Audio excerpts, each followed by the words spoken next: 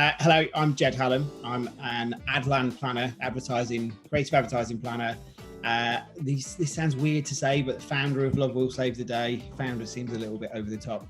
And also started a working class community called Common People.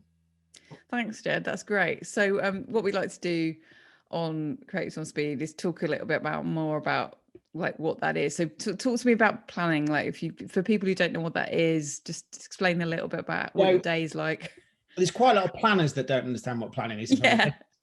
So planning is a sort of weird discipline that came about in probably the sort of the mid 70s. An agency called JWT, J. Walter Thompson, and what used to happen in advertising agencies before planners were around is that the people that would look after client service would come up with the direction that the creative should move in. So it sounds probably a bit twee, but they'd kind of think about, who the audience is that the advertising is supposed to be going to.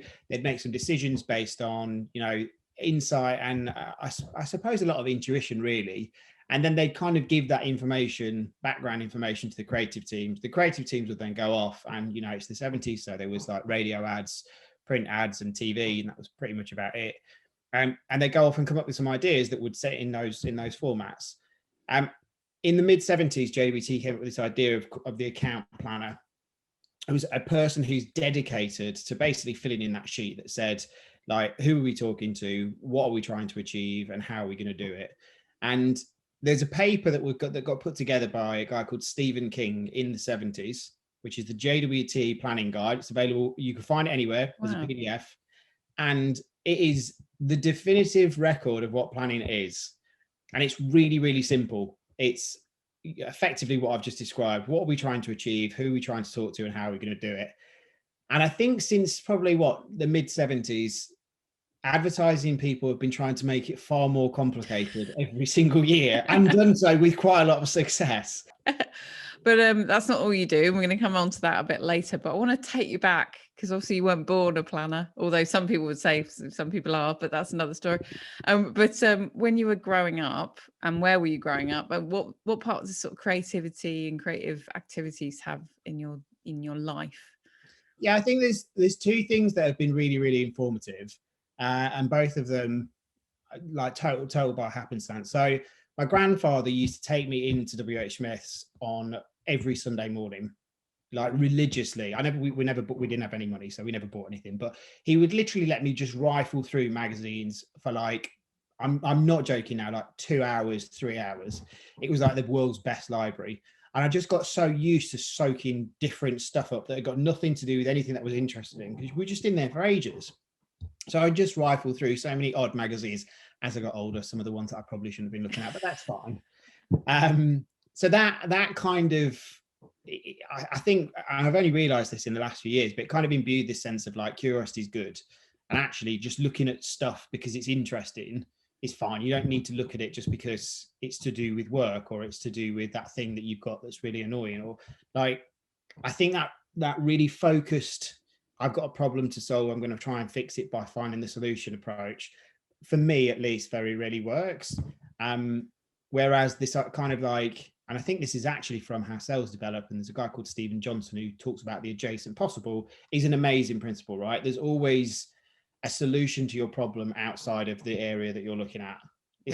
Something's always come up before that's kind of similar, that's analogous to it, that you can use to sort of fix something. So that's one thing. And then the other is such a weird one. I've only realized this in the last few years as well.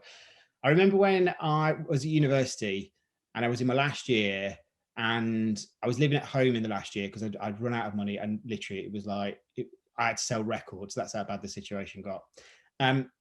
So moved home and I was like, I was starting to put together my dissertation. I did English lit at university, and I was talking to my dad in the hallway because he was giving me loads of stick, and he was like, what are you going to do?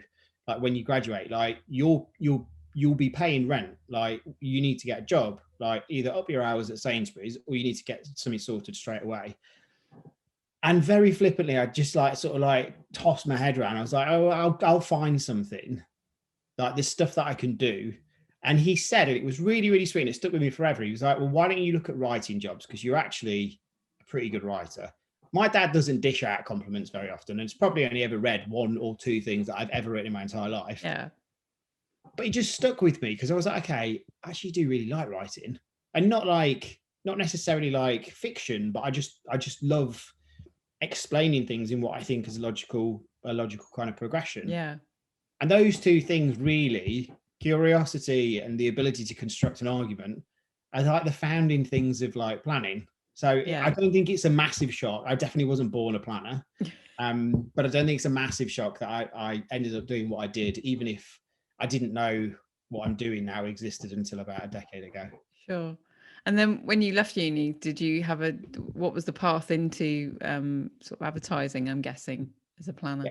Yeah, well, I didn't want to move to London. I thought moving to London was like, I'd get lost. I hadn't got enough money to move to London. I didn't have like a network of people, support network or anything to kind of like buy me a flat in Dalston or wherever. Like, so I didn't have any of that stuff. So I thought, well, I've got a car, I've got a beat up old Citroen Saxo, and I know that there are jobs that I can go to in Leeds and Manchester. So I just looked for any job that involved a lot of writing. So I looked at copywriting jobs. I looked at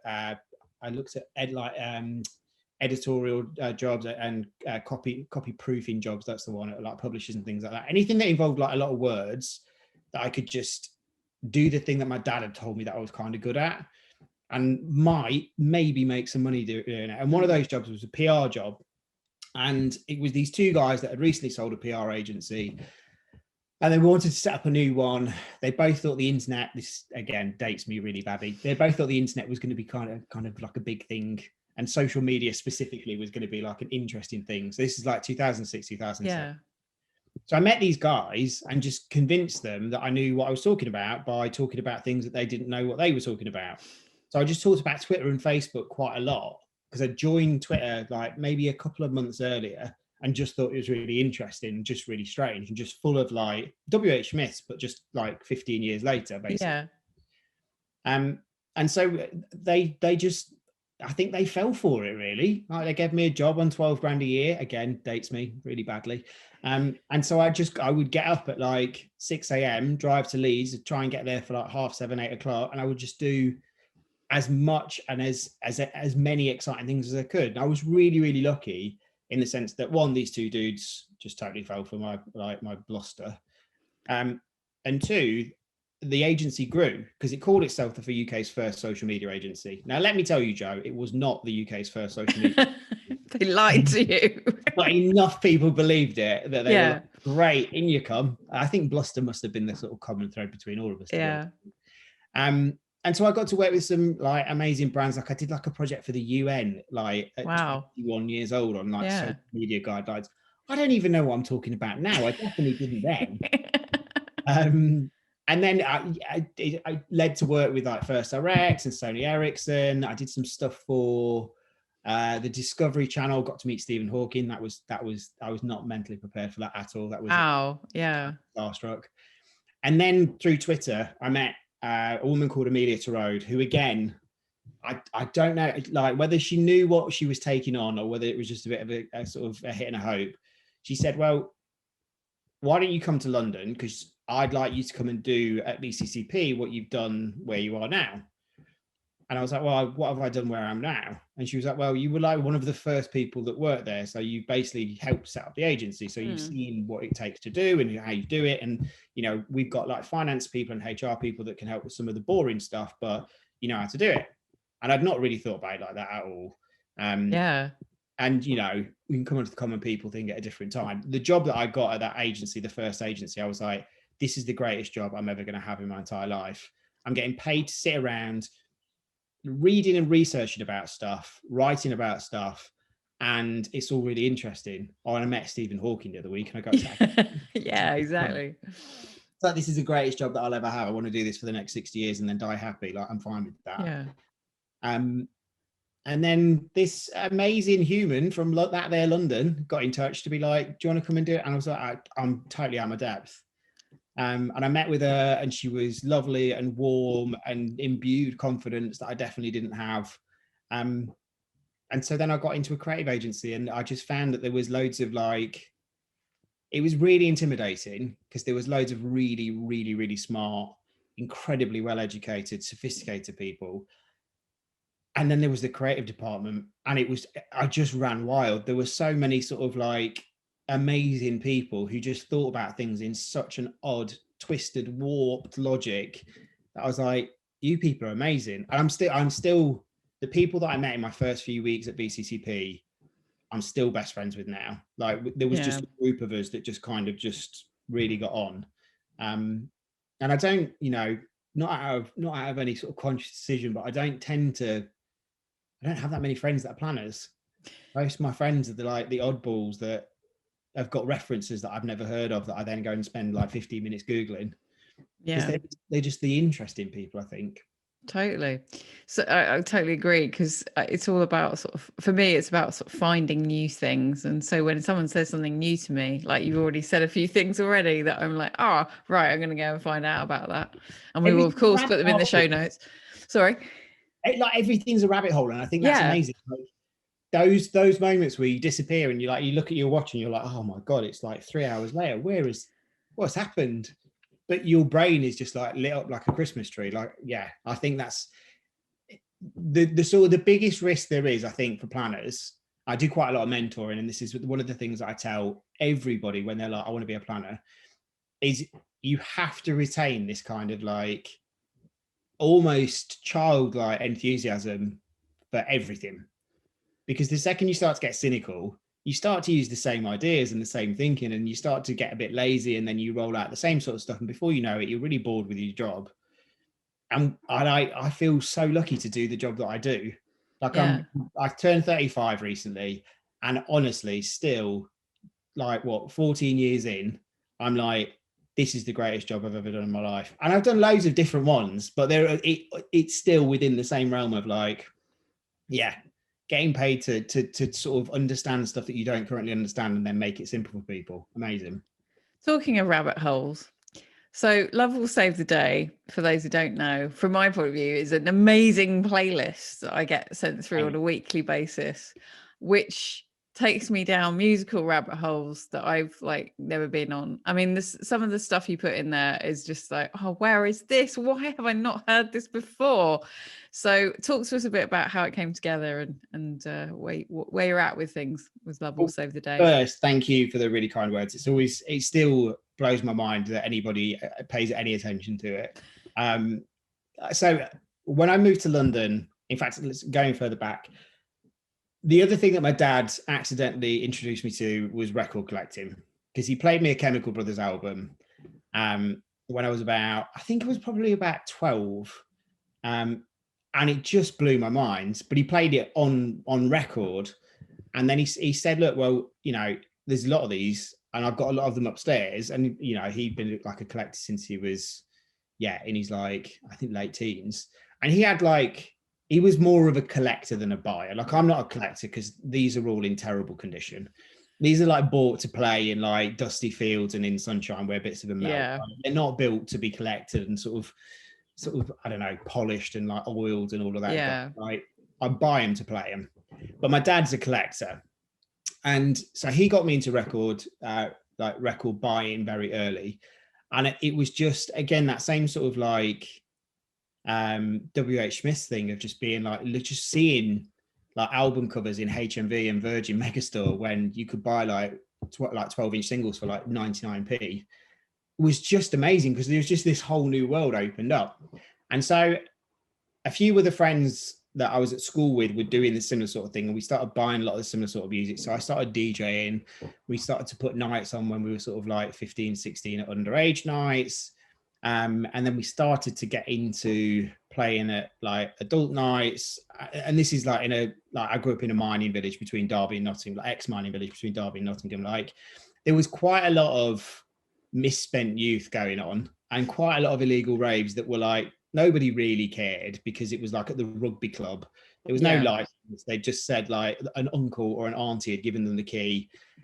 And it was, it was raucous, but it was amazing to go into those places and play music to people and get that feeling of playing them something that they'd never heard, and knowing that they were going to respond how you'd responded when you'd heard it down Sadlergate in a record shop with like some cheap headphones on. And that feeling of Like I got into clubbing in a big way, and it was never for all the peripheral stuff. It was always for that feeling of hearing something or playing something, and like your whole body feeling like it's tingling because it's exciting, and you like, whether it's like the bass weight on your chest as you walk in somewhere, or whether it's, you know, recognizing a sample from a song that your grandma played you when you were like 5 or 6. Like those moments are like electric. So I started DJing more and more. I was DJing in Leeds when I lived there, and then when I moved to London, I fell in obviously with that creative crowd. It blew up because I started going to like Plastic People quite a lot. I started going to Corsica Studios, which I still think is one of the best clubs in the world. RIP Plastic People as well, because that place was incredible. And so I started DJing at house parties and that, and moved into clubs and things like that too. And it was amazing. And again, like I say, that kind of feeling only grew in my record collection. Unfortunately, grew and grew and grew. And then I've got a daughter, a 6-year-old daughter, which when she was first born, one of my lasting memories of the first few weeks of her being born is me being walking around in circles in our kitchen when we lived in London, trying to get back to sleep at about 4:30 in the morning, having a little dribble of sick down my forearm. And my best friend at the time, we were the first of our like friendship group to have children. My best friend at the time calling me, not really being able to make out what he was saying in the background, but knowing that he was calling to see if I wanted to go to Fabric. And that was the moment where I was like, oh, you can't do that anymore. Things have probably changed a little bit here. Yeah. And you know, I've subsequently, you know, I've not hung up my raving boots completely. But things just changed a little bit. But I wanted to try and find a way. So it's such a long-winded way of getting to this answer. No, it's all cool. That's good. But I wanted to find a way of sharing music with people, because I was still getting mates texting me, asking me what I'd bought that week. And my dad would occasionally ask me for like album recommendations and things. So probably had like 5 or 6 people on a fairly regular basis asking me for just music. So I was used to just texting people back and like just sending them photos of what I'd bought.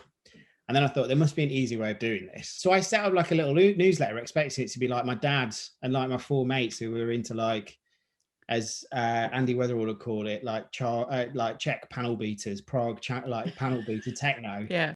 Because I was spending more time with my head in records and less of it in clubs, my kind of horizons broadened quite quickly, and I started getting into, you know, much to the behest of my dad, because he'd been trying to get me into jazz for about 15 years by that point. But I started getting into jazz through hip hop, because I'd never really been massively into hip hop, because I never went to those clubs. And I was reading the Tim Lawrence book at the time, which is Love Saves the Day. And I kind of knew about Mancuso, like David Mancuso, who was like the founder of the Loft parties. And I obviously knew about Paradise Garage, and I knew about the Warehouse and stuff like that. But the early stuff, I didn't really know that much about, like where like the philosophy for the Loft came about and stuff. Yeah. And this sort of idea that parties were this amazing, not just a kind of an opportunity for everybody to get wasted and have an amazing time, but like a moment to bring everybody together and to have like a spiritual moment. I kind of did. I'd never really talked to people about that feeling at any point up until that point, because everyone that I went out with just was going out to get like trashed. But this idea that like a guy had set up a free party to bring people together to like effectively, you know, it makes me sound like such a hippie, and I'm quite into like a lot of that sort of leaning, a lot of Buddhism and things like that. But this idea of like a sort of universal vibration, and everything comes from like that one vibration, like millions, billions of years ago, and tapping into that and bringing people together to make them feel like something bigger themselves. It kind of crystallized a lot of stuff in my head, and I was like, oh, actually, that's the thing that I've been thinking, but not, I've been struggling to articulate for so long, like that feeling of like togetherness and of feeling that sort of state of ecstasy and spiritual enlightenment in moments where it's, you know, you're in Elephant and Cat, like a cavern in Elephant and Castle, and it's 7 o'clock on a Sunday morning. That moment that you all feel together is something really special. But I'd never really heard it articulated in the way that David Mancuso had in setting up his party. And he had a lot of ethos around it that, again, tapped into a lot of Buddhism. And there was this real ethos of it being for everybody, whether you could afford it or not. And that was probably the first time that I'd ever really come across anything that was sort of opposed to capitalism effectively. Yeah. And it blew, again, like we were talking about rabbit holes earlier, it just blew my mind that this idea that like you could exist outside of the system almost, and you didn't have to just, you know, be consuming, having this idea of like infinite consumption but with finite resources. Yeah. It was just it was a revelation for me. So I started to chart more and more about my exploration into different areas of music and different ideas. I started to put more essays in of things that I'd just been thinking about, because I, again, find writing like a really cathartic thing. It helps me crystallize my own thinking. And sometimes it helps me prove or disprove things that I've kind of got in either side of my brain, or not either side, but you know what I mean, like two opposing ideas. And then I started including links to other things that I thought were interesting. It just grew and grew. And I think the last one was 141 or 142. Like, it's been going a while now. I think we were probably about 5 years. And I started having guests in. Yeah. And it just grew. And before you know it, you've got like Luke Una and like Kate Hutchinson and Giles Peterson on there. And like just the serendipitous nature of the people that I've met through that is nuts. Because there's a WhatsApp group now, and I actually met quite a few of the people in the WhatsApp group at a party that I DJ'd at on Saturday. And it was amazing. Like, it was bizarre, because I've been talking to these people for years now, but I've never actually met them because, well, one, because of all of this that's been going on, but two, because the only bond that we really had was music. So yeah, Love Will Save the Day kind of came out of nowhere, but it was again like a sort of total accident, really. Yeah, I don't think it is though, because when you started talking about it, you were talking about when sort of like under 18s parties and stuff. I think this like this through line totally from all those things your dad was saying to sort of where you are now in so many ways, I think. And so it's a great story, I think. I'm going to call my dad after we finish talking and just say thank him. Say thank you very often to him. Let's talk about Common People, because this is a relatively new project you've been working on. Okay, that's right. So Common People is a networking community of working class and people from working class backgrounds that work or want to work in the creative industries. So it stretches from advertising and art through to publishing, to music, through to fashion, gaming. Anyone that has a sort of, and you know, it is as broad as anyone that has an aspect of creativity in their role or in their industry is more than welcome to join, providing you're from a kind of working class or you working class background, or you are working class. Again, the genesis story on this is almost embarrassingly simple and totally accidental. So I come from a working class background. Like, the environment that I grew up in, the idea of going to university was like just this a totally alien concept. Nobody in my family or nobody in my extended sort of network of friends or family have been to university. And I only went because I'd got a teacher who was kind of pushing me a little bit. I actually messed up a lot of my A levels because I was running a party like the week of some of my finals, and decided that running the party was more important than doing my maths A levels, which is, in hindsight, was fun, but maybe not the most sensible approach. And then as I was saying earlier, how I got into the industry, it all kind of happened by accident, but a very, very happy accident, and through people taking amazing chances on me. But there's a lot of people that don't get those people, and they don't have a network. They've not got cultural capital. They've not got social capital. They've definitely not got economic capital. That is if you don't have those three, it's incredibly difficult to get a creative job. Like, I think most of the creative industries, usually you're looking at 6 months to 12 months of like unpaid or internship work before you even get off like your first job. If you've not got money or a network of people to prop you up, that's not going to happen. No, exactly.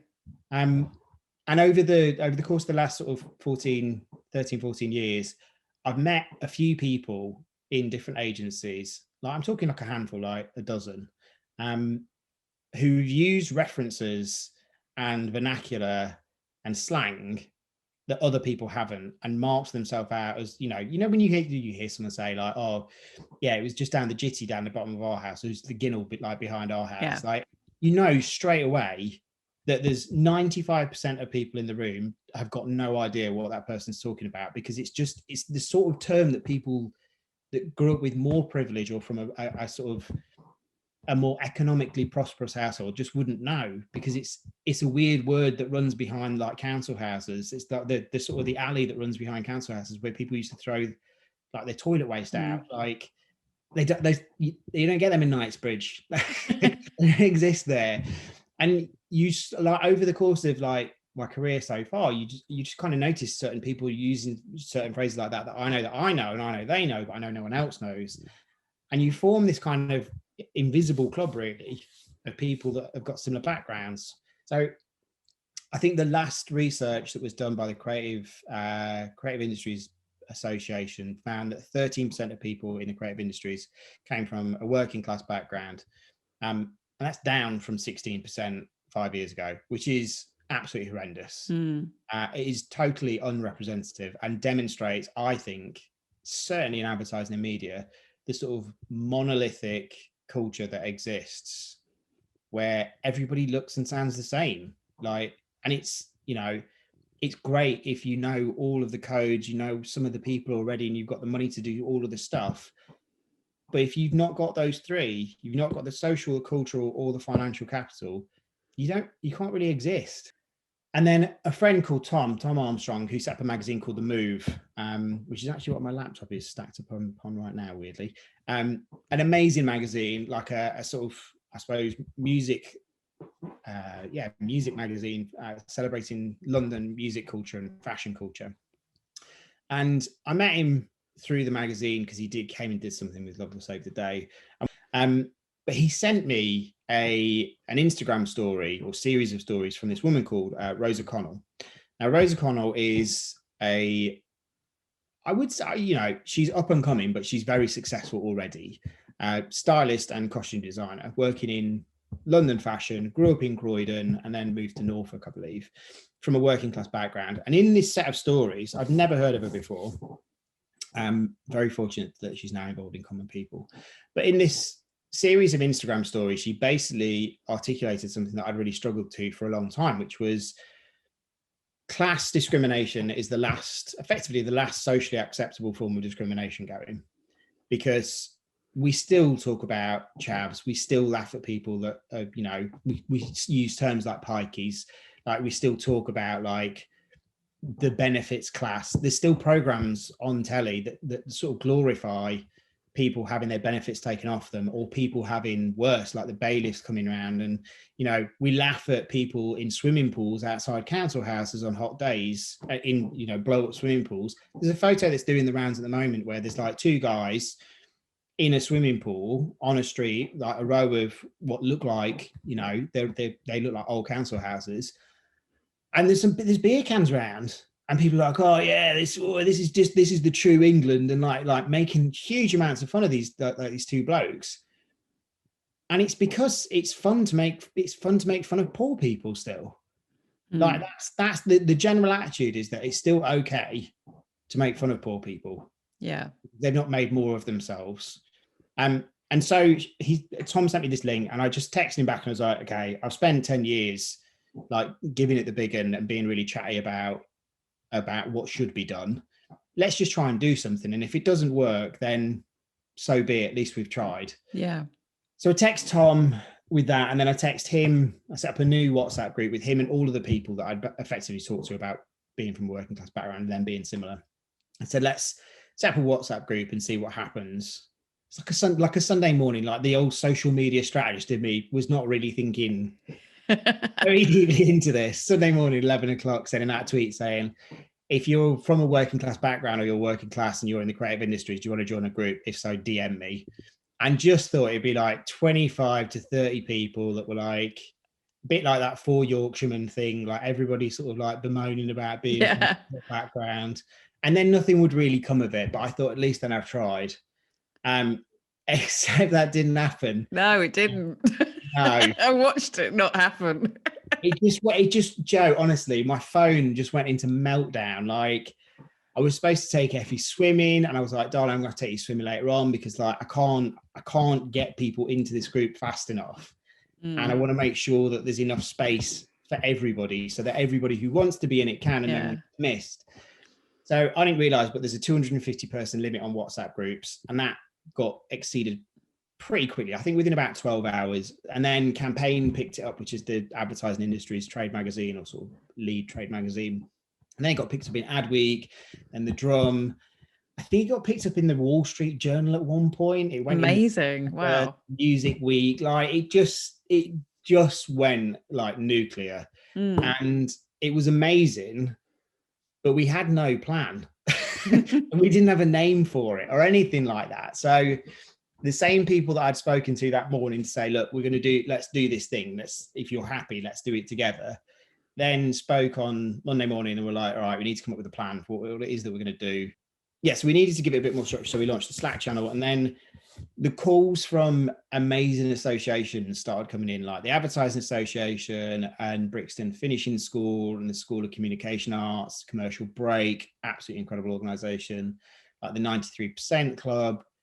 And all of a sudden there's this network of people that just appeared. And it was like, I just remember sitting in those places and them going like, what you've done is an amazing thing. And me and like the other people involved just being like, we don't know what we've done. Like, we literally, like, other than just bringing people together under like a cool, clever name, I don't think we've done anything. But now again, very, very fortunate that you kind of meet people that are just as passionate and just as enthusiastic, but far more experienced and knowledgeable about these things, that give you help and give you a leg up. And ultimately, all of this is about establishing a network of people that can help common people be more common in the creative industries. You know, I made a joke about like the genesis of both Common People and Love Will Save the Day being quite sort of accidental, and I think, you know, from an explicit perspective and from an intention perspective, they are quite accidental. But I think on a deep-rooted, you know, you'd probably have to start charging me for this, wouldn't you, at this point? But like, I think I've been trying to plug a gap that I felt that just happened that other people have felt too. And in that sense, both Love Will Save the Day and Common People are both very selfish endeavors. Do you know what I mean though? They're like, it's literally me living out my sort of like trauma and lack of belonging on a stage, but accidentally finding that there's a broader cast than just me. And there's a load of other people, you know. Love Will Save the Day, that WhatsApp group is insane.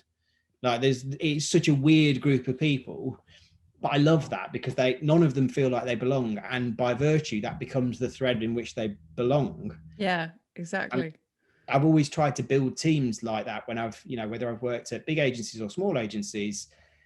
I've always had a belief that diversity is, you know, and again, it's totally selfish, but people from different backgrounds, from different races, different genders, different sexualities, they come up problems with different solutions. They have different lived experience, so they give you a different answer. Everybody looks the same and sounds the same, you get the same answer, and that's the antithesis of creativity. So the first thing is, if you want to get involved, then please just message someone that you know is involved, or message me. Like, my DMs on Twitter are open, my email address is jedhallam@gmail.com. like, there is a multitude of ways to get in touch with me, and I've, touch wood, only had some abuse, not a lot of abuse, so I'll take that. Also talked about like just getting out there and like feeding your brain with curiosity. I just want to cover a question about like what you do when you're creatively stuck. What's your sort of go-to sort of tip and trick to sort of get yourself out of a funk? It's going to be a really, really unpopular answer, but it's one that works every time. So there's two things that I do. One is that I go for a walk. I know it sounds so stupid, but there are two scientific studies that show that jazz musicians it took a long time to find these, jazz musicians that are active on stage are better improvisers than those that aren't. And improvisation skill is inherently linked to perceptions of talent and, the kind of the canon of that artist's work. So the more you move about on stage, the better your brain works for improvising. So the more you move about, there's a direct link between coming up with new things on the fly and exercise. The other is just grinding it out. Like what we do, there are no moments of flashes of inspiration. Like what we do is a craft, and you've got to work really fucking hard at it sometimes, and you just got to keep putting the words down. And if your process is writing in Word and just writing and rewrite it, like that's mine, right? I write endless amounts of notes, throw 95% of them away, probably more of them away. But occasionally I'll write that kind of like almost automatic sentence. I'm making myself sound like Jack Kerouac or no, definitely not like that. But you'll write that one sentence, you're like, that's it. Then you throw the rest away, and then you can build everything off that one sentence. And it is just a case of just grinding it out. Like what we do, there is no such thing as artistic inspiration. It's just a craft. You just got to keep doing it. And that's what makes what we do so amazing. You don't have to be, I'm not trained for anything. The only thing I'm trained to do is go into like W.H. Smith's and read the magazines. Yeah. And it's the same thing. You just got to keep at it and feed your brain not the thing you're doing. That's the other thing, I suppose. If I'm gonna, strategists always work in threes. The third thing would be give your brain food that is not the world that you're in. Like if you work in publishing and you're reading publishing books, then you're doing it wrong. Yeah. Read books about everything other than publishing. Like I think that's why I love music, because it just leads me into things that I would never get into before. Like knowing that Sun Ra and Drexciya have got a connection through Afrofuturism, and then getting into Janelle Monáe and like a lot of the text from Mark. It just leads you into really interesting spaces and different references that other people might not have, and that spark different ideas that sit in your head. You just got to keep at it. Go for a walk, keep at it, and read and dig yourself into loads of different stuff. Brilliant advice. And that's where I think we'll end it, Jed. Jed, thank you so much for your time. I really enjoyed chatting to you, and look forward to seeing where things go. So take care. Have a good day. Amazing. Thank you. I'll talk to you soon.